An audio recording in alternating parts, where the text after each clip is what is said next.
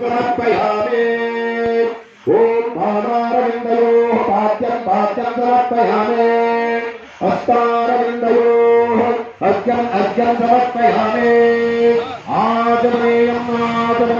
आचमनीयं समर्पयामि शुद्धोदकस्नानं समर्पयामि ओम हरिद्राचूर्णं कुङ्कुमचूर्णं समर्पयामि मुक्कोटि देवता स्वरूपिणे गोमहालक्ष्मी देवताभ्यो नमः।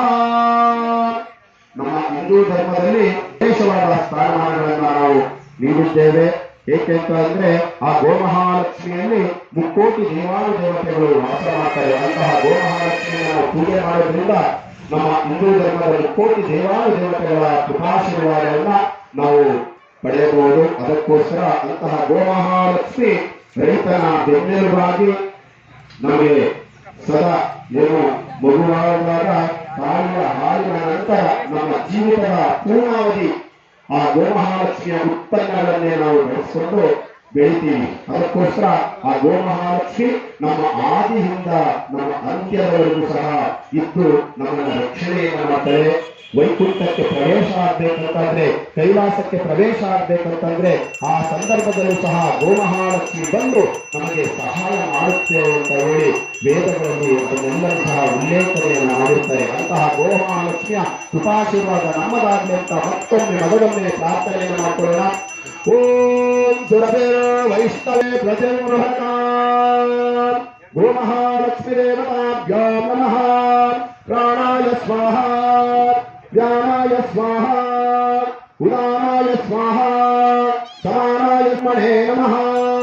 कदलीफलं निवेदयामि कर्पूरनीराय च देमगे तन्नो गोमहालक्ष्मी प्रचोदयात्.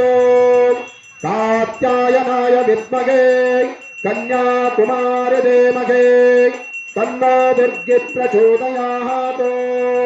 वाग्देव्यै च विद्महे कामराजाय धीमहि तन्नो सरस्वती प्रचोदयात्.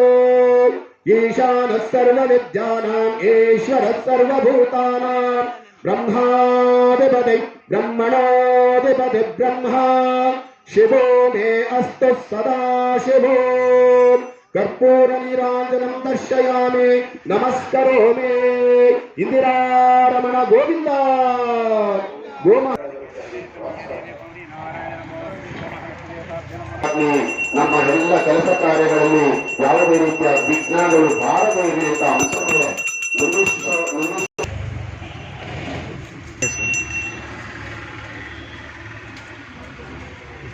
ಬರ್ರಿ ಸರ್, ಈಗ ಹೋಗ್ಬಿಡಿ ಸರ್.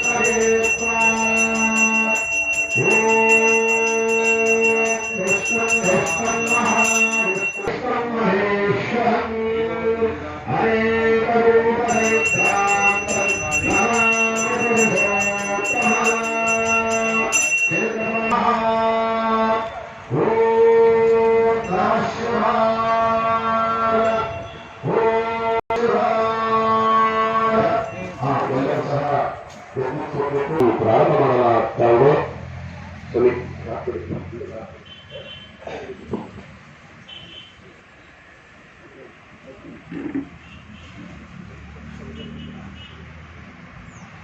ಯಾರೋ ವಿಷಯಪ್ಪ